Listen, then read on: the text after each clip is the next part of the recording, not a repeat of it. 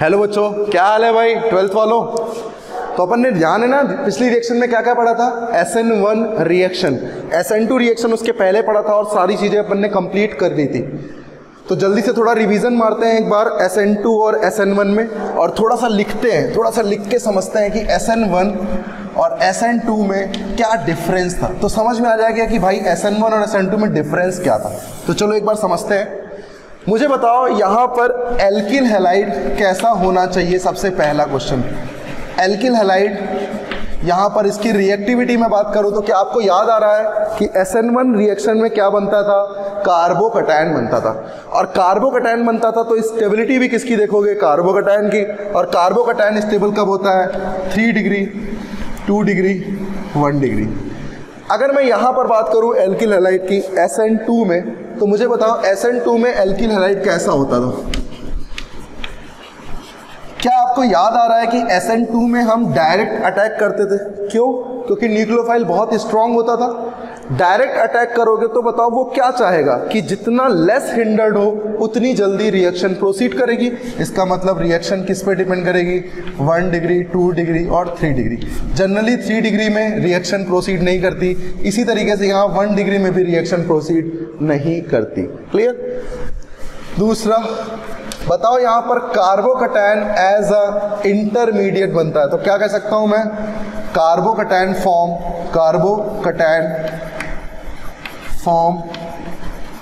As a intermediate. Clear. और intermediate पे carbocation बन रहा है, इसका मतलब मैं कह सकता हूँ कि SN1 रेट किस पे डिपेंड करेगी, directly proportional to carbocation stability पे। क्लियर, समझ में आ रहा है। अच्छा, सेकंड वाले में क्या बनता था, सेकंड वाले में सिर्फ और सिर्फ ट्रांजिशन स्टेट बनती थी। तो SN2 have a transition state, तो लिख सकता हूं मैं यहां पर SN2 have a transition state. क्या होती है उसके पास, ट्रांजिशन स्टेट होती है। क्लियर, समझ में आ रहा है, अच्छे से क्लियर हो रहा है। तो वहां पर इसीलिए कोई इंटरमीडिएट नहीं बनता, और वहां क्या होता है, एक ट्रांजिशन स्टेट बनती है, एक जगह से न्यूक्लियोफाइल जुड़ रहा होता है, दूसरी जगह से लिविंग ग्रुप निकल रहा होता है।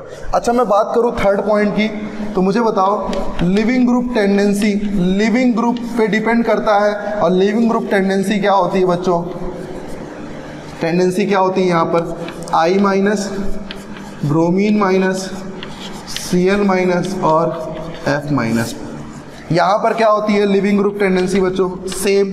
तो लिविंग ग्रुप किस पे डिपेंड कर रहा है, सेम निकलने पे। इसका मतलब I minus, Br minus, Cl minus और F माइनस। क्या क्लियर, समझ में आ रहा है। चौथी चीज मुझे ये बताओ कि यहाँ पर प्रोटिक सॉल्वेंट था और यहाँ कैसा सॉल्वेंट था, अप्रोटिक सॉल्वेंट। आपको समझ में आ रहा है, प्रोटिक सॉल्वेंट था यहाँ पर, याद आ रहा है आपको। अप्रोटिक किस में था, SN2 में था, क्योंकि अप्रोटिक होगा तो न्यूक्लियोफाइल तुरंत अटैक कर देगा, उसमें कोई रोल अप्रोटिक का नहीं रहता। अगर वहाँ प्रोटिक होता SN2 में तो न्यूक्लियोफाइल अटैक नहीं कर पाता, क्योंकि उसको सॉल्वेशन इफेक्ट में कहीं ना कहीं कोई ना कोई घेर लेता। इसीलिए यहाँ क्या लेते हैं, एप्रोटिक सॉल्वेंट, एप्रोटिक सॉल्वेंट। और यहाँ क्या लेते हैं बच्चों, प्रोटिक सॉल्वेंट। क्या लेते हैं, प्रोटिक सॉल्वेंट। क्या क्लियर, समझ में आ रहा है। और बात करें तो, और बात करने तो मुझे बताओ SN1 में और क्या क्या होता है। जैसे मैं आपसे पूछूं SN1 और SN2, मुझे बताओ अगर मेरे पास कोई इस तरीके का ग्रुप है, तो यहाँ पर रेट किस पे डिपेंड करती है बच्चों, रेट डिपेंड करती है कार्बोकैटायन फॉर्मेशन पे। इसका मतलब मैं कह सकता हूँ कि यहाँ पर कार्बोकैटायन क्या फॉर्म होगा, 3 डिग्री, यहाँ 2 डिग्री। इसका मतलब रेट किसकी ज़्यादा होगी, जिसका कार्बोकैटायन अच्छा होगा। इसका मतलब 3 डिग्री की रेट ज़्यादा होगी। यहाँ लेस हिंडर्ड का मतलब जो लेस हिंडर्ड होगा उसकी रेट ज़्यादा होगी। तो क्लियर, समझ में आया आपको। पाँचवा पॉइंट यहाँ मुझे बताओ, यहाँ जो रेट था वो सिर्फ और सिर्फ किस पे डिपेंड कर रहा था, रिएक्टेंट पे कर रहा था। क्या कर रहा था, रिएक्टेंट पे कर रहा था। क्लियर। लेकिन यहां SN2 में रेट किस पे डिपेंड कर रहा था, आप सबको ध्यान होगा, रिएक्टेंट के साथ साथ न्यूक्लियोफाइल पे भी कर रहा था। तो ये सब चीजें आपको पता होनी चाहिए। ये कितने स्टेप रिएक्शन होती है? 2 स्टेप रिएक्शन। और ये कितनी होती है? 1 स्टेप रिएक्शन होती है। क्या क्लियर समझ में आ रहा है भाई? तो आपको बहुत सारे चीजें समझ में आई कि SN1 और SN2 में क्या डिफरेंस होता है। क्लियर समझ में आ रहा है? तो अब अपन समझते हैं और अपन करते हैं SN1 के खूब सारे क्वेश्चंस, जिससे कि अपन को SN1 में फुल आइडिया हो जाए। क्लियर है? तो चले नोट कर लें इसे, वीडियो को पॉज करें और नोट करें। क्लियर? तो सारी चीजें समझ में आ रही है। बहुत हल्के हल्के क्वेश्चंस हैं, बहुत ज्यादा कुछ नहीं है बच्चों। अब मेरा जो पहला क्वेश्चन मैं पूछने वाला हूं, मैं ये पूछने वाला हूं SN1 रेट किस में अच्छा होगा और किस में नहीं अच्छा होगा। तो अभी मैं क्वेश्चन लिखता हूं, आप उस क्वेश्चन को क्या करें? सॉल्व करें। तब हमें समझ में आएगा कि हाँ, तब मजा आएगा भाई, तब होगा कि हाँ क्वेश्चन हो रहे हैं कि नहीं हो रहे हैं। ठीक है? तो चलो यहां पर मैं बात करने वाला हूं rate of SN1 reaction. Compare the rate of SN1 reaction following the compounds. Clear? तो चलो इन फॉलोइंग कंपाउंड से आप बताओ कहाँ SN1 अच्छी होगी और कहाँ SN1 बेकार होगी। क्लियर? दूसरा क्वेश्चन है SN1 में आपको मैंने बताया कि SN1 किस पे डिपेंड करेगी बच्चों? कार्बोकैटायन की स्टेबिलिटी पे। अगर कार्बोकैटायन बढ़िया है इसका मतलब SN1 होगी, और कार्बोकैटायन बेकार बन रहा है तो वहाँ SN1 नहीं होगी।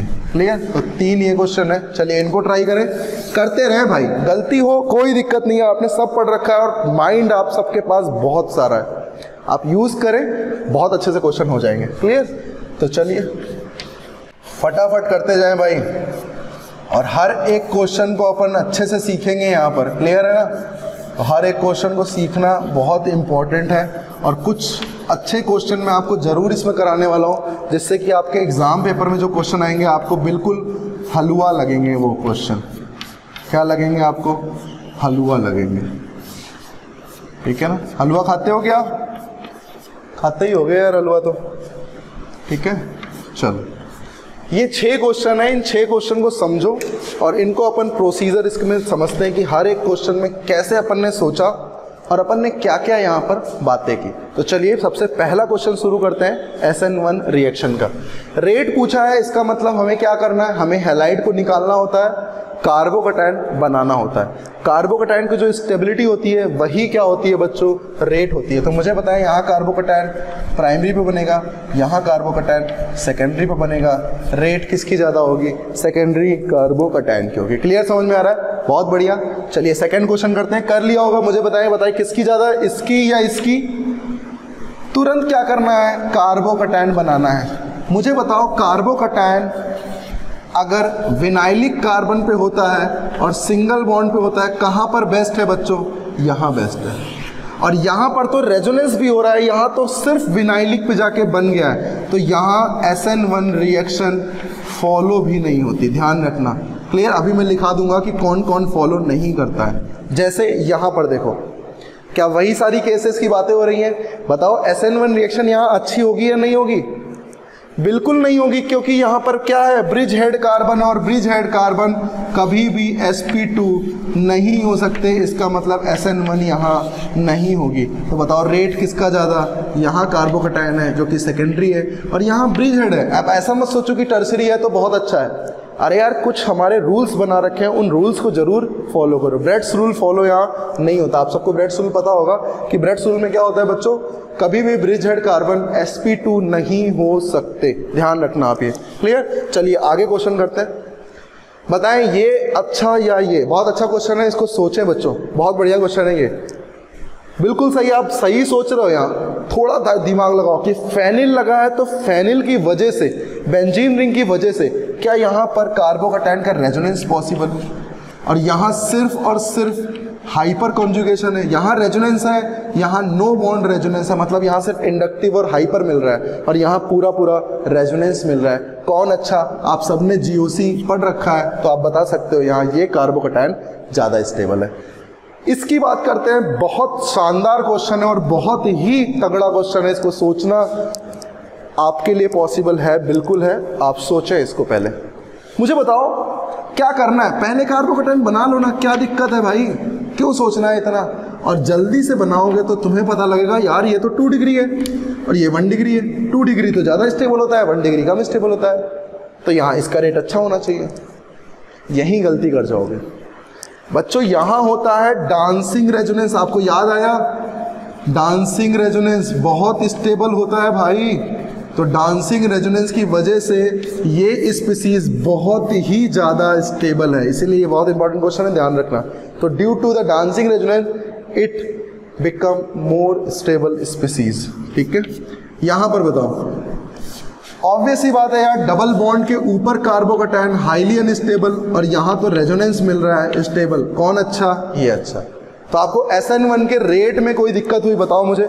क्या SN1 के रेट में हमें करना क्या होता है? हमें सिर्फ और सिर्फ कार्बोकैटायन बनाना होता है और कार्बोकैटायन की स्टेबिलिटी क्या करनी होती है? देखनी होती है। क्या क्लियर आपको समझ में आ रहा है? चलिए और क्वेश्चन करते हैं और समझते हैं कि यहाँ पर SN1 कैसे कैसे करेंगे। क्लियर? तो चलिए और क्वेश्चन की प्रैक्टिस करते हैं जिससे कि SN1 भी हमारा एकदम SN2 जैसा तगड़ा हो जाए। क्लियर? चलिए, अभी भी मैं रेट की ही बात कर रहा हूं तो इसलिए रेट पर ही बात करते हैं। यहाँ पर मुझे बताएं सबसे पहला क्वेश्चन यहाँ में, phenyl carbon bromine phenyl phenyl phenyl carbon bromine phenyl H, phenyl bromine, sorry phenyl के कार्बन से ब्रोमीन जोड़ देते हैं ना, सॉरी बच्चों। यहाँ पर बताओ मुझे, अगर मुझे कभी रेट पूछना होता तो मैं क्या करता? सिंपल कार्बोकैटायन बनाता और कार्बोकैटायन की स्टेबिलिटी को क्या करता? कंपेयर करता। तो चलिए कंपेयर करें फटाफट इसको। चलिए फटाफट करते रहे भाई, वेट नहीं करना है किसी का, कोई वेट तो नहीं कर रहा है। और दूसरे में दिया है रिएक्टेंट कितना है? 0.2 मोल और न्यूक्लियोफाइल कितना है? 0.1 मोलर कॉन्सेंट्रेशन। अच्छा क्वेश्चन है, इसे भी ध्यान देना बच्चों। ठीक है, तो आपको मैंने 2 चीजें दे दी, तो आप ये मत सोचना कि यार कैसे करना है। आपको कॉन्सेप्ट पता है, कॉन्सेप्ट पता है, आप क्वेश्चन करें, बहुत इजी है। क्लियर? तो चलो आगे वाला क्वेश्चन करते हैं। आगे क्या है? जैसे मान लो मेरे पास दिया होता कुछ फ्लोरीन, यहाँ पर फ्लोरीन भी SN1 रिएक्शन नहीं देता बच्चों, और क्यों नहीं देता ये मुझे बताने की जरूरत नहीं है। क्लियर? तो अगर मेरे पास फ्लोरीन है तो फ्लोरीन कभी भी SN1 रिएक्शन नहीं देता, क्योंकि बैड लिविंग ग्रुप होता है, बहुत बेकार लिविंग ग्रुप होता है। क्लियर? समझ में आ रहा है? चलिए पहला क्वेश्चन डिस्कस करते हैं। आपने पहले क्वेश्चन को कर लिया होगा, मुझे बताएं क्या किया है पहले क्वेश्चन में आपने? क्या आपने सबसे पहले हैलाइड को निकाला है? हैलाइड निकालने के बाद आपने देखा कि यार यहाँ पर तो कार्बोकैटायन है जो 3 फेनिल से रेजोनेंस कर सकता है, यहाँ जो कार्बोकैटायन है वो 2 फेनिल से कर सकता है, और यहाँ जो कार्बोकैटायन है वो 1 फेनिल से रेजोनेंस कर सकता है। जितना ज़्यादा रेजोनेंस उतना ज़्यादा कार्बोकैटायन की स्टेबिलिटी। इसका मतलब मुझे बताएं सबसे तगड़ा कौन? 3 फेनिल सबसे तगड़ा, फिर 2 फेनिल और फिर 1 फेनिल। क्लियर है? चलिए यहाँ पर बताएं, सारी स्पीसीज सेम है बच्चों, डिफरेंस क्या है? हैलाइड का। तो लिविंग ग्रुप टेंडेंसी बताओ किसकी अच्छी होती है? मुझे पता है आयोडीन सबसे परफेक्ट है, then bromine, then chlorine. Clear है? चलिए थर्ड क्वेश्चन करें। थर्ड क्वेश्चन में क्या पूछ रहा है? थर्ड क्वेश्चन में ये पूछ रहा है रेट। तो रेट किस पे डिपेंड करता है? कार्बोकैटायन पे।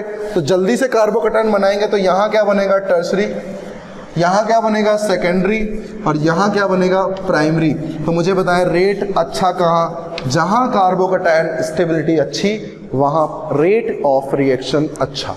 Clear? Because of rate of reaction किस पे डिपेंड करता है? रिएक्टेंट पे, और रिएक्टेंट के आरडीएस में क्या बन रहा था? कार्बोकैटायन। तो stability of carbocation also depend on SN1 reaction. चलिए यहाँ पर ये क्वेश्चन करते हैं बच्चों।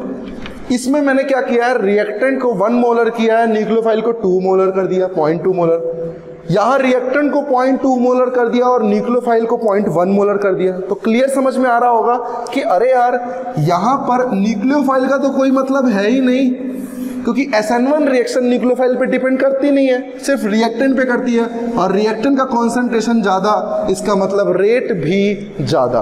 क्लियर समझ में आ रहा है? चलिए इस क्वेश्चन की बात करते हैं। तो यहाँ SN1 रिएक्शन नहीं होती। क्यों नहीं होती? Because of bad leaving group. Clear, समझ में आ रहा है? तो बताओ किसका रेट अच्छा होगा? ब्रोमीन इजीली निकल जाएगा और वहां पर रेट क्या हो जाएगा? बढ़िया हो जाएगा।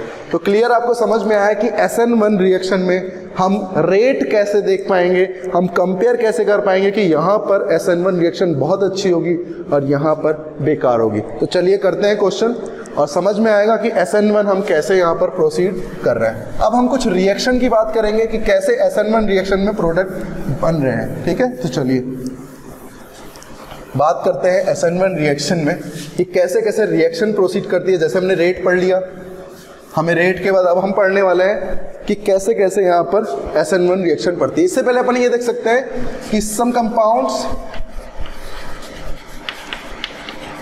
Does not give don't give SN1 reaction. कौन कौन से कंपाउंड हैं जो SN1 रिएक्शन नहीं देते हैं? Don't give an SN1 reaction. क्या होता है SN1 रिएक्शन में? कार्बोकैटायन फॉर्म होता है और कार्बोकैटायन की स्टेबिलिटी ही डिपेंड करती है। तो अगर कार्बोकैटायन ऐसी जगह बन रहा है जहां वो कभी बन ही नहीं सकता या बहुत ज़्यादा अनस्टेबल होता है, वहां SN1 रिएक्शन कभी नहीं होती है। जैसे कुछ प्रोडक्ट की अगर हम बात करें तो मुझे बताओ, अगर मेरे पास कोई प्राइमरी हैलाइड है तो ये SN1 नहीं दे सकता। क्लियर? कभी भी SN1 क्यों नहीं दे सकता? तुम बोलोगे कि यार SN1 देने के लिए सबसे पहली बात है कि यार कार्बोकैटायन बनना चाहिए। तो भाई साहब, कार्बोकैटायन ये प्राइमरी बन रहा है जो कि बनना ही नहीं चाहेगा, तो ये SN1 रिएक्शन नहीं देता है।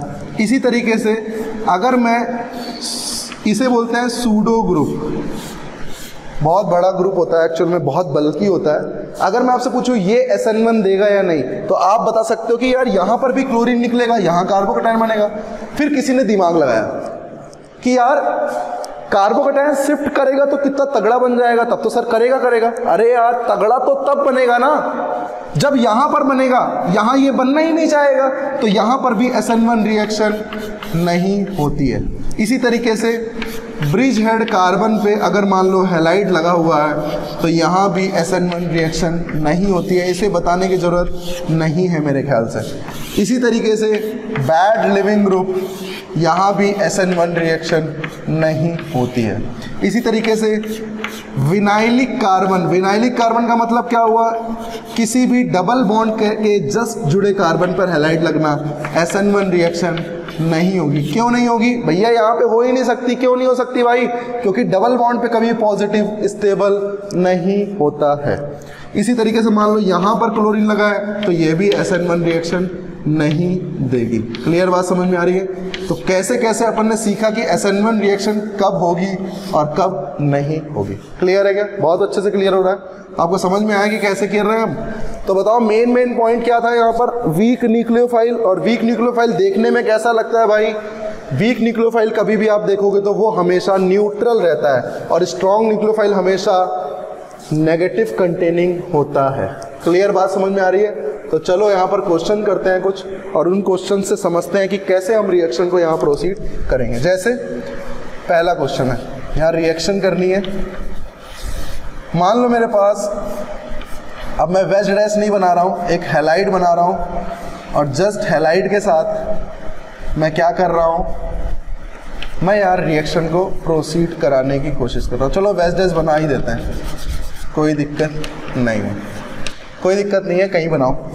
बताओ यहाँ पर मैंने क्या किया? वाटर ले लिया। क्या ये रिएक्शन दे सकता है? बिल्कुल दे सकता है। क्या ये कौन सी रिएक्शन है? क्या ये SN2 रिएक्शन है? नहीं। अगर SN2 रिएक्शन होती तो यहाँ पर OH माइनस होता। बढ़िया बात है। यहाँ क्या है? वाटर है, तो ये क्या देगा? SN1। और SN1 देगा तो प्रोडक्ट क्या बनेगा? एक बार इन्वर्जन और एक बार रिटेंशन। तो इन्वर्जन है तो यहीं पर OH लगा दो, तो एक बार तो इन्वर्जन करना है, तो इसका मतलब मैंने क्या किया?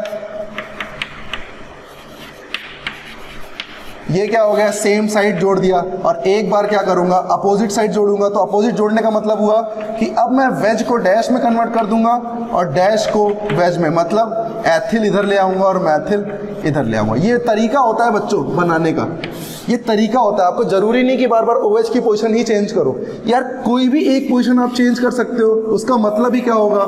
इन्वर्जन। क्लियर समझ में आ रहा है? चलिए दूसरा क्वेश्चन करते हैं। मान लीजिए मेरे पास आयोडीन है, फेनिल है, CH3 है, HCH3 और CH3, किसी ने कहा CH3OH, तुरंत समझ में आया कि न्यूट्रल है और न्यूट्रल में क्या होता है SN1 रिएक्शन।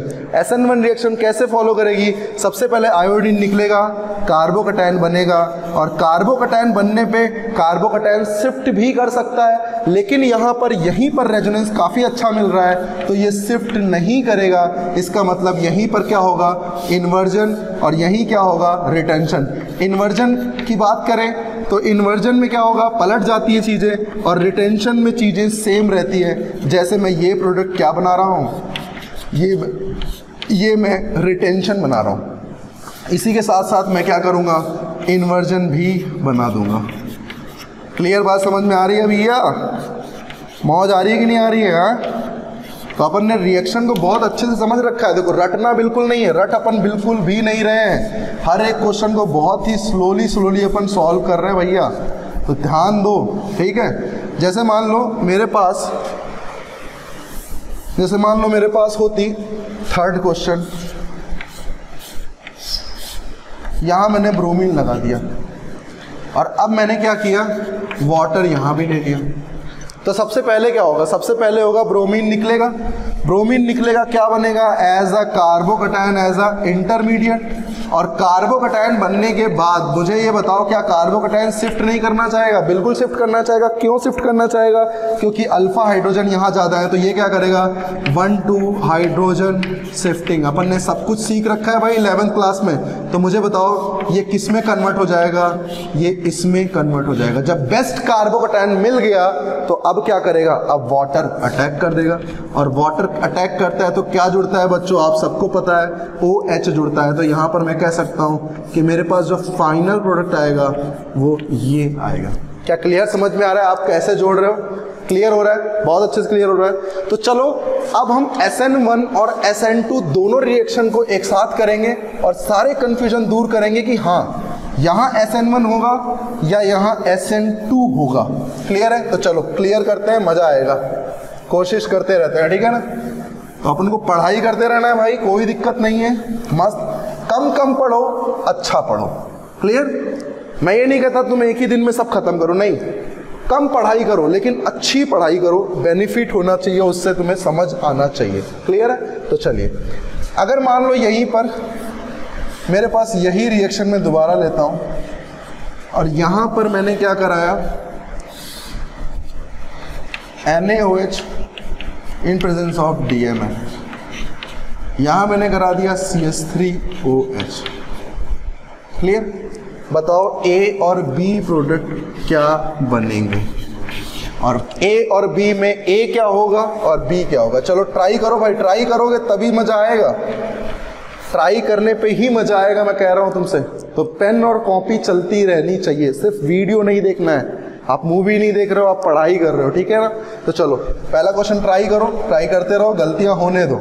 क्लियर? तो चलो दूसरा क्वेश्चन है फेनिल, ब्रोमीन। यहां मैंने क्या किया? सेम है। आपको ये समझना है कि भैया यहां पर SN1 होगा या SN2 होगा, इस चीज को अच्छे से समझना है। तो चलो करो, क्वेश्चन करो, फटाफट करो यार, ऐसे लेट नहीं करना है ना, करते रहो फटाफट। चलो तीसरा क्वेश्चन करो बस।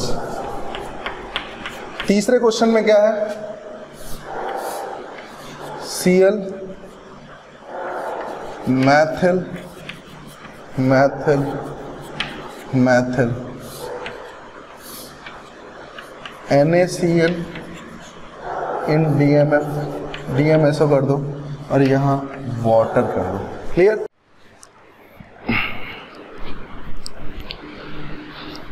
तो बच्चों ये क्वेश्चन आपके पास यहाँ पर है। आपको ये बताना है कि यहाँ पर SN1 रिएक्शन होगी या SN2 रिएक्शन होगी। SN1 होगी तो प्रोडक्ट क्या बनेगा, SN2 होगी तो प्रोडक्ट क्या बनेगा। जल्दी से आप यहाँ पर ट्राई करें, हर एक क्वेश्चन यहाँ इंपॉर्टेंट है बच्चों, ठीक है ना। तो हर एक क्वेश्चन को आप करें और समझें कि क्या क्या डिफरेंस आपको यहाँ पर मिल रहे हैं। तो चलिए मैं यहाँ पर आपके पास क्वेश्चन डिस्कस करता हूँ, जिससे ये आपको समझ में आए कि हाँ यहाँ आपसे गलतियाँ हो रही हैं, तो गलतियाँ क्या हो रही हैं। चलिए पहला क्वेश्चन करते हैं। क्या दिया हुआ है, ये NaOH और यहाँ क्या है, DMF। NaOH है, इसका मतलब स्ट्रॉन्ग न्यूक्लियोफाइल है। सॉल्वेंट कैसा है, पोलर अप्रोटिक। तुरंत समझ में आना चाहिए SN2 रिएक्शन। अब SN2 रिएक्शन है तो बच्चों SN2 रिएक्शन में Na+ है और OH- है। डायरेक्ट OH- का क्या होगा, एंटी अटैक। और एंटी अटैक करते ही मेरे पास जो प्रोडक्ट बन जाएगा वो कुछ इस तरीके से बन जाएगा। क्या क्लियर समझ में आ रहा है। बात करते हैं यहां पर, मुझे बताओ CH3OH। CH3OH तो वीक न्यूक्लियोफाइल है, क्यों, क्योंकि ये न्यूट्रल है। ऊपर से सॉल्वेंट, यहां पर अगर मैं बात करूं तो सॉल्वेंट में यहां पर मान लो वाटर ले लूं तो सॉल्वेंट कैसा हो गया, पोलर प्रोटिक। तो यहां रिएक्शन क्या होगी, SN1।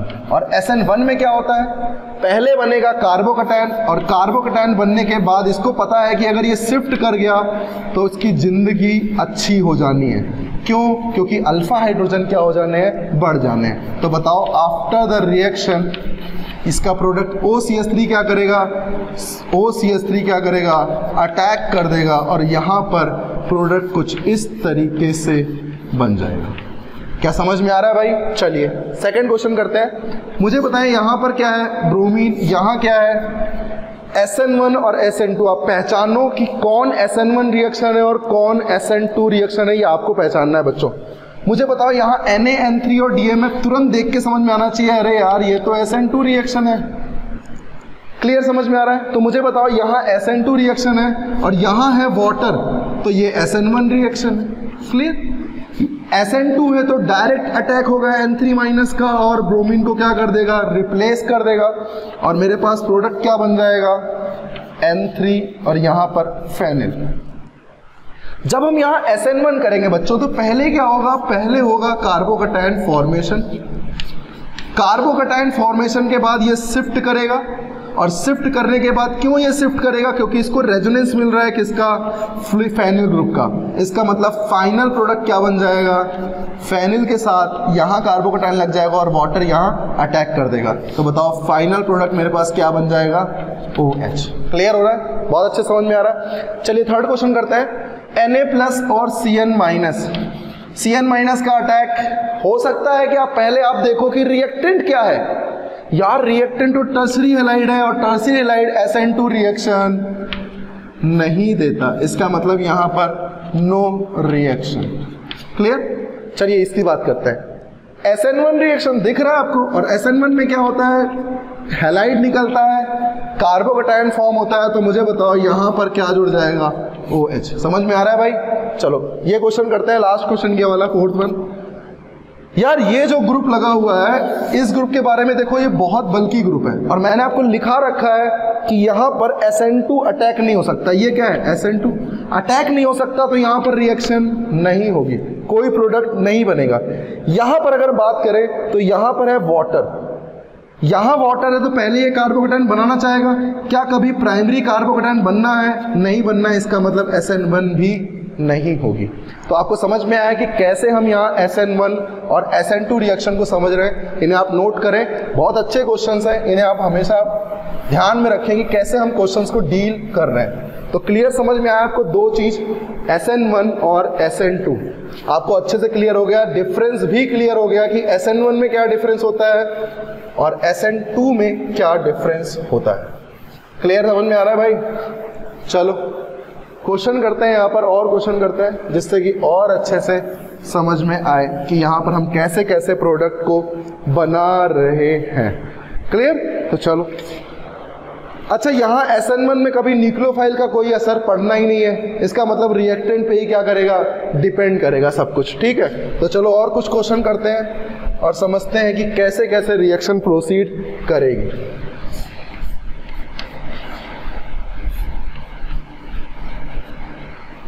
मान लीजिए यहाँ पर मैंने क्या किया, NaOH DMF और यहाँ मैंने क्या किया, water. This is A this is B. ध्यान से करिएगा बच्चों, क्वेश्चन बहुत अच्छा क्वेश्चन है, ध्यान से करना है, अच्छा क्वेश्चन है बच्चों। Second question,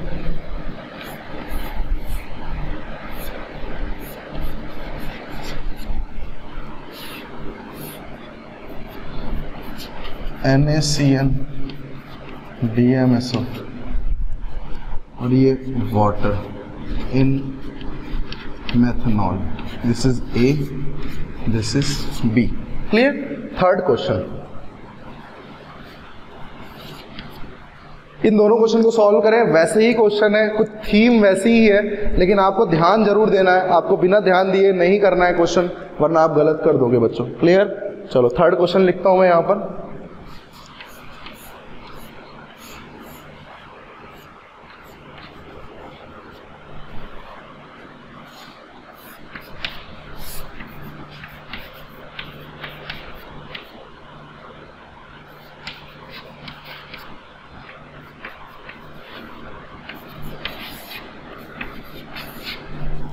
And fourth one is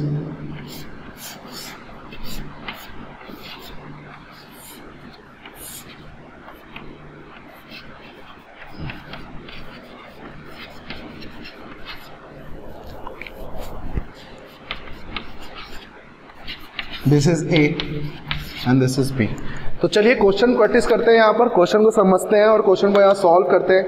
ये चारों क्वेश्चन आपको करने हैं यहाँ पर, और आपको ये समझना है कि कहाँ पर SN1 रिएक्शन अच्छी होगी, प्रोडक्ट क्या बनेगा SN1 का, और कहाँ SN2 होगी तो SN2 में प्रोडक्ट क्या बनेगा। इन चारों क्वेश्चन को अच्छे से देखें, अच्छे से कॉन्सेप्ट को समझें, तभी आप क्वेश्चन यहाँ पर सॉल्व कर सकते हैं बच्चों। क्लियर? आपको समझ में आ रहा है? चलिए पहला क्वेश्चन करते हैं। पहले क्वेश्चन में अगर आप ध्यान दो, ये क्या है बच्चों? SN2 रिएक्शन है क्या? ध्यान आ रहा है आपको? ये क्या है? SN2 रिएक्शन है।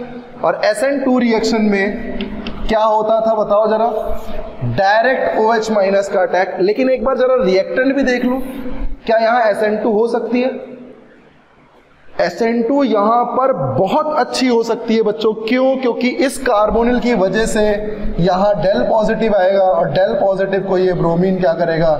निकलने में न्यूक्लियोफाइल तुरंत अटैक कर सकता है। इसका मतलब यहाँ जो फाइनल प्रोडक्ट आएगा OH का अटैक और ब्रोमीन का निकलना, तो यहाँ क्या बन जाएगा बच्चों?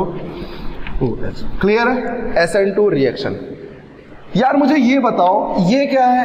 SN1 में क्या बनता है? कार्बोकैटायन। क्या आपने कभी भी ये कार्बोकैटायन देखा है? क्या ये स्टेबल है? नहीं स्टेबल है, क्योंकि ये हाईली माइनस आई ग्रुप है, और यहाँ कोई रेजोनेंस नहीं हो सकता, क्योंकि अगर O पे पॉजिटिव गया तो भाई साहब इसके लिए इससे बुरी बात नहीं हो सकती। O पे क्या जाना चाहेगा? नेगेटिव। पॉजिटिव क्यों जाना चाहेगा भाई? O तो हाईली नेगेटिव है, हाईली इलेक्ट्रोनेगेटिव है उसका, तो यहाँ पर SN1 रिएक्शन नहीं होगी।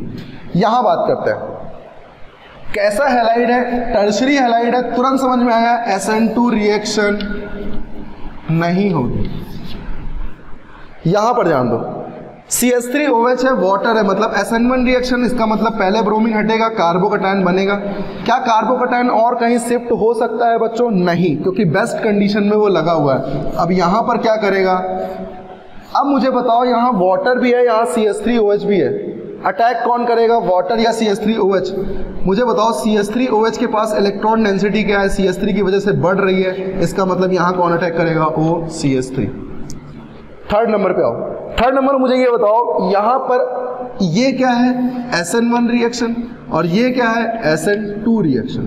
SN2 भी हो सकती है क्योंकि सेकेंडरी हैलाइड है, सेकेंडरी हैलाइड में SN2 होती है, कोई दिक्कत नहीं है। SN1 भी हो सकती है क्योंकि कार्बोकैटायन सेकेंडरी पे बनता है, तो दोनों रिएक्शन पॉसिबल है। क्या बनेगा प्रोडक्ट? पहले SN2 की बात करते हैं तो SN2 डायरेक्ट अटैक करेगा, तो SH डायरेक्ट अटैक करके क्या कर लेगा? प्रोडक्ट बना लेगा, तो कुछ ऐसा प्रोडक्ट बन जाएगा। क्लियर? बात करते हैं SN1 रिएक्शन की, तो सबसे पहले कार्बोकैटायन बनेगा और वो शिफ्ट होना चाहेगा और शिफ्ट होने के बाद इसे दिख रहा है कि ये अगर बगल में आ गया तो इसको रेजोनेंस मिल जाएगा। इसका मतलब ये क्या करेगा? फाइनली शिफ्ट होके यहाँ आ जाएगा और वाटर का अटैक हो जाएगा। क्लियर? समझ में आ रहा है? तो बताओ फाइनल प्रोडक्ट मेरे पास क्या बन जाएगा? OH। क्लियर? लास्ट क्वेश्चन नीचे वाला 4th नंबर करता है NaI एसीटोन। इसे हम बोलते हैं फ्रैंकलस्टाइन रिएक्शन। रिएक्शन, ये नेम रिएक्शन है। यहाँ NaI एसीटोन यूज करते हैं जब SN2 रिएक्शन होती है, और यहाँ SN2 रिएक्शन होगी नहीं क्योंकि डबल बॉन्ड के जस्ट ऊपर है हैलाइड, तो SN2 नहीं होगी। SN1 की बात करें तो क्लोरीन निकलेगा तो पॉजिटिव डबल बॉन्ड के ऊपर आएगा, जो कि बिल्कुल भी फीजिबल नहीं है, तो यहाँ SN1 भी नहीं होगी। तो आपको समझ में आया कि हम कैसे यहाँ पर SN1 रिएक्शन कर रहे हैं और कैसे हम यहाँ पर SN2 रिएक्शन को प्रोसीड कर रहे हैं। कुछ बेसिक चीज़ें मैं आपको यहाँ समझाना चाहता हूँ, और वो हम अब बात करने वाले हैं बेसिक ऑर्गेनिक केमिस्ट्री की थोड़ी सी, कि आपको ग्राफ अगर समझना है तो ग्राफ कैसे समझते हैं, इस चीज़ को थोड़ा सा हम डिस्कस कर लेते हैं। आगे वाली रिएक्शन में हो सकता है आपको ग्राफ मिले, इसमें भी आपको ग्राफ मिला था क्योंकि इतने अच्छे से अपन ने समझ रखा है ग्राफ को। अब उसी को थोड़ा सा और देख लेते हैं कि ग्राफ का नॉलेज हम कैसे लेते हैं। तो ग्राफ के बारे में मैं थोड़ा सा आपको बताना चाहता हूँ कि कैसे अपन ग्राफ को समझते हैं। जब भी कोई ग्राफ हम बनाते हैं बच्चों, तो हम ये देखते हैं कि वो कितने स्टेप ऑफ रिएक्शन है, उसमें कितने ट्रांजिशन स्टेट बन रहे हैं, कितने स्टेप हो रही है, रिएक्टेंट की एनर्जी क्या है, प्रोडक्ट की एनर्जी क्या है, एक्सोथर्मिक है या एंडोथर्मिक है, ये सारी बातें अपन करने वाले हैं। तो ये आएगा किसमें, basic organic chemistry. Basic organic में आइए कि आपको यहाँ पर बेसिक चीज़ें बताई जा रही है ग्राफ के थ्रू। जैसे मैं आपको एक ग्राफ ड्रॉ कर रहा हूँ और उस ग्राफ के थ्रू आपको समझना है हर एक चीज़। मान लीजिए मैंने यहाँ पर एक रिएक्शन की रिएक्टेंट से शुरू किया और मैंने क्या किया, कुछ इस तरीके से मैंने यहाँ पर प्रोडक्ट बना दिया। This is product. इसको थोड़ा सा अपन ऐसे करते हैं, यहाँ पे प्रोडक्ट बना दिया और यहाँ मैंने क्या रख दिया, रिएक्टेंट रख दिया। क्लियर? अब आप समझना है इससे कि क्या क्या है, क्या क्या चीज़ें यहाँ पर हमको सीखनी होती हैं। यहाँ हमें पहली चीज़ सीखनी होती है number of step. Number of step अगर मैं बोलूँ, ये A है, ये B है, सॉरी इसको B बोल दो, ये C बोल दो, इसको D बोल दो, इसको E बोल दो। तो अगर मैं आपसे पूछूं कि नंबर ऑफ स्टेप कितने हैं यहाँ पर, तो आपको ये देखना होता है यहाँ कितने लोब बन रहे हैं। वही क्या है, नंबर ऑफ स्टेप है। कैसे? पहली स्टेप क्या हुई बच्चों, जब रिएक्शन A से B तक गया, सॉरी A से C तक गया। B क्या है, ट्रांजिशन स्टेट, इसकी बात हम कर रहे हैं। पहले आप ध्यान दें, नंबर ऑफ स्टेप। पहला स्टेप ये स्टेप हो गया और दूसरा स्टेप ये स्टेप हो गया। तो बताओ नंबर ऑफ स्टेप कितने हुए, 2 स्टेप। पहली चीज समझ में आ गई क्या आपको, कि नंबर ऑफ स्टेप देखने का मतलब ये है कि कितने लोग वहां पर ये बन रहे हैं। क्लियर, समझ में आया? अब बात करते हैं यहाँ पर ट्रांजिशन स्टेट की। ट्रांजिशन स्टेट का मतलब क्या होता है बच्चों, ऐसी पोजीशन, ऐसा स्टेट जो एक निश्चित टाइम के लिए, उस टाइम में एक चीज़ें आ रही हैं दूसरी निकल रही है, मतलब एक टाइम में एक से ज़्यादा चीज़ें हो रही हैं, तो वहाँ हमेशा ट्रांजिशन स्टेट बनता है, जैसे SN2 रिएक्शन में बनता था। ट्रांजिशन स्टेट कौन सा होता है, जो टॉप मोस्ट लेवल होते हैं, ये पॉइंट क्या होते हैं, ट्रांजिशन स्टेट। ये क्या होते हैं, ट्रांजिशन स्टेट। तो यहाँ ट्रांजिशन स्टेट कितने हैं, 2। कौन कौन से, B और C।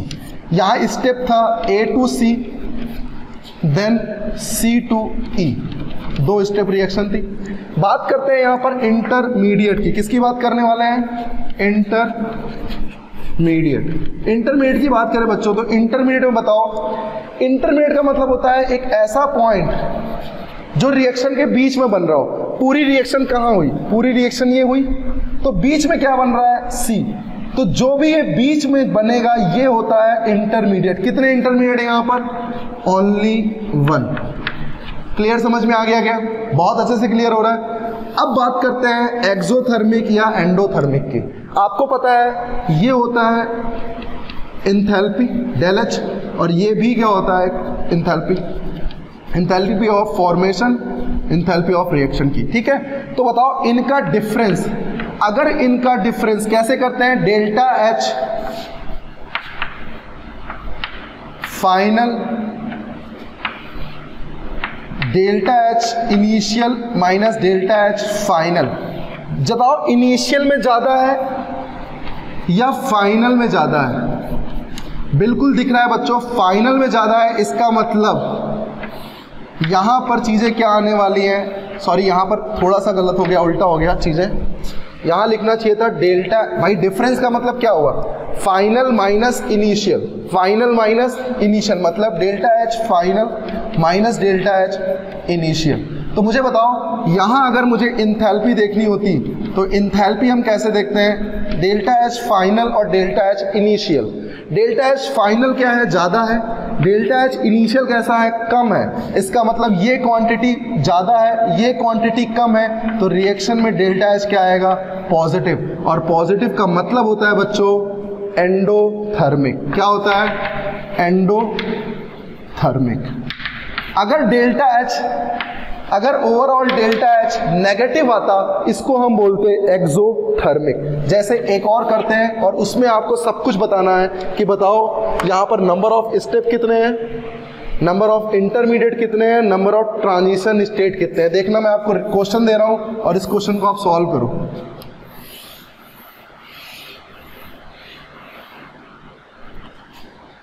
ये है रिएक्टेंट, अब बताने की जरूरत नहीं है, ये है प्रोडक्ट, ये ए है, बी है, सी है, डी है, ई है, एफ है और जी है। ठीक, ये है एनर्जी और ये है rate of reaction. Rate reaction की क्या, रिएक्शन कोऑर्डिनेटर। सबसे पहला क्वेश्चन, नंबर ऑफ स्टेप बताओ कितने हैं, नंबर ऑफ स्टेप। क्या करना है, कितने लोग दिख रहे हैं, 1 2 3, कितने स्टेप हुए, 3, तो नंबर ऑफ स्टेप कितने हुए, 3। कोई पूछे कौन कौन से, A to C, फिर C to E, फिर E to G। तो क्या समझ में आ रहा है भाई कि कैसे हम यहां पर स्टेप दिखा रहे हैं। अब बात करते हैं नंबर ऑफ इंटरमीडिएट की। नंबर ऑफ इंटरमीडिएट का मतलब क्या हुआ, जो रिएक्शन के बीच में बने, और रिएक्शन के बीच में इंटरमीडिएट को दिखाने का तरीका क्या होता है बच्चों, जो नीचे मिनिमा, मिनिमा, ठीक है, ये और ये क्या है, इंटरमीडिएट है। इसका मतलब इंटरमीडिएट कितने बने, 2, कौन कौन से, सी और ई। एक इंटरमीडिएट सी है, एक इंटरमीडिएट ई है। क्लियर, समझ में आ रहा है। यहां क्या है, ये इसके स्टेप है। अब कोई पूछे ट्रांजिशन स्टेट, बताओ ट्रांजिशन स्टेट कितने हैं, जितने मैक्सिमा उतने ट्रांजिशन स्टेट। कितने ट्रांजिशन स्टेट है, 3। कितने हैं, 3, कौन कौन से, बी डी एफ। क्या आपको समझ में आया कैसे आप ट्रांजिशन स्टेट देख रहे हो। अब आपसे किसी ने पूछा कि बताओ डेल्टा एच पॉजिटिव है या निगेटिव, तो क्या करते हो, फाइनल माइनस इनिशियल। बताओ फाइनल कम है, इनिशियल ज़्यादा है, तो H final minus H initial, ये ज़्यादा है, ये कम है, तो टोटल क्वांटिटी क्या आएगी, नेगेटिव। और नेगेटिव का मतलब क्या होता है, एक्सोथर्मिक। तो इस तरीके से हम ऑर्गेनिक में ग्राफ को रिप्रेजेंट करते हैं, ग्राफ को देखते हैं कि कैसे हम नंबर ऑफ स्टेप निकाल रहे हैं, कैसे हम यहाँ इंटरमीडिएट निकाल रहे हैं और कैसे हम यहाँ प्रोसीजर को समझ रहे हैं। आपको समझ में आया। सबसे पहले जो मैक्सिमा है वो क्या है, ट्रांजिशन स्टेट। मिनिमा क्या है, इंटरमीडिएट, रिएक्टेंट, प्रोडक्ट। स्टेप जितने लोग उतने स्टेप। अच्छा बताओ, इंटरमीडिएट हमेशा एक कम होगा ट्रांजिशन स्टेट से। अगर ट्रांजिशन स्टेट 3 है तो इंटरमीडिएट 2 होगा, पक्की बात है। ट्रांजिशन स्टेट 2 थे तो इंटरमीडिएट 1 होगा। तो अपन ये चीज भी समझ सकते हैं, ये चीज समझने की जरूरत नहीं है, लिखने की भी जरूरत नहीं है कि ट्रांजिशन स्टेट हमेशा क्या होता है, इंटरमीडिएट +1। इस चीज को भी अपन समझ सकते हैं यहां से। क्लियर है। तो चलो एक लास्ट क्वेश्चन करते हैं और वो क्वेश्चन है आपके लिए, और आप बताओगे कि वहां कैसे हम स्टेप को समझ रहे हैं, कैसे हम रेट को समझ रहे हैं और कैसे हम यहां पर चीजों को क्लियर कर रहे हैं। तो कल इसके आगे अपन और रिएक्शन को करेंगे, ठीक है। तो आज अपन ने ग्राफ को कंप्लीट किया, SN1 SN2 को बढ़िया से कंप्लीट किया और समझ में आया कि कैसे हम यहाँ पर फिगर को बता रहे हैं। तो चलो एक लास्ट क्वेश्चन ग्राफ में करते हैं और मुझे बताओ कि कैसे अपन ने चीज़ों को डिफाइन किया। चलिए इस क्वेश्चन को करते हैं। ये है एनर्जी, ये है रेट रिएक्शन कोऑर्डिनेट, ये है A B C D E F G H I. मुझे बताओ सबसे पहला क्वेश्चन, नंबर ऑफ स्टेप, जितने लोग उतने स्टेप, कितने नंबर ऑफ स्टेप होंगे भैया? 1 2 3 4। कितने स्टेप हो गए? 4। कौन कौन से? A to C, दूसरा C to E, तीसरा E to G और चौथा G to I। क्या क्लियर समझ में आ रहा है भाई? समझ में आ रहा है ना कैसे नंबर ऑफ स्टेप अपन ने देखा। अब बात करते हैं ट्रांजिशन स्टेट की। बताओ ट्रांजिशन स्टेट कौन कौन से होते हैं? मैक्सिमा, मतलब ये और ये। कौन कौन से हैं ट्रांजिशन स्टेट? 4। कौन कौन से? B D F H. Clear हो रहा है? कोई पूछे इंटरमीडिएट, इंटरमीडिएट कितने हैं भाई बताओ जल्दी से। जितने मिनिमा, मिनिमा कौन कौन से हैं? 2 3। तो तुरंत तुम्हें समझ में आया कि अपन ने यहां पर कैसे देखा C E G को इंटरमीडिएट। कोई पूछे ट्रांजिशन स्टेट और इंटरमीडिएट में क्या होता है? भैया ट्रांजिशन स्टेट बराबर इंटरमीडिएट प्लस 1। देख सकते हो सब में, चाहे कोई भी ग्राफ हो। एक्सोथर्मिक है या एंडोथर्मिक है? इनिशियल ये है ज्यादा और फाइनल क्या है? कम है। तो बताओ फाइनल माइनस इनिशियल नेगेटिव आएगा, इसका मतलब डेल एच कैसा होगा? नेगेटिव। और डेल एच नेगेटिव है तो मैं क्या कह सकता हूं इसको? Exothermic reaction. क्लियर समझ में आ रहा है भाई? तो अपन को कैसे अपन ने ग्राफ के नॉलेज को समझा, कैसे अपन ने यहाँ पर चीज़ों को समझा, क्या बहुत अच्छे से क्लियर हो रहा है? तो चलो अपन यहीं पर आज इस क्लास को ओवर करते हैं और अपन आगे सीखेंगे विलियमसन ईथर सिंथेसिस कैसे होती है। अपन ये बहुत अच्छे से सीखने वाले हैं। क्लियर है? तो चलो जुड़े रहो। समर्पण परिवार आपके साथ जुड़ा हुआ है, मैं आपके साथ जुड़ा हुआ, मैं सुभाष यादव आपके साथ हमेशा जुड़ा रहूंगा। क्लियर है? तो चलिए पढ़ाई करते रहें, मस्त रहें और ऑल द बेस्ट बच्चों। Okay, thank you.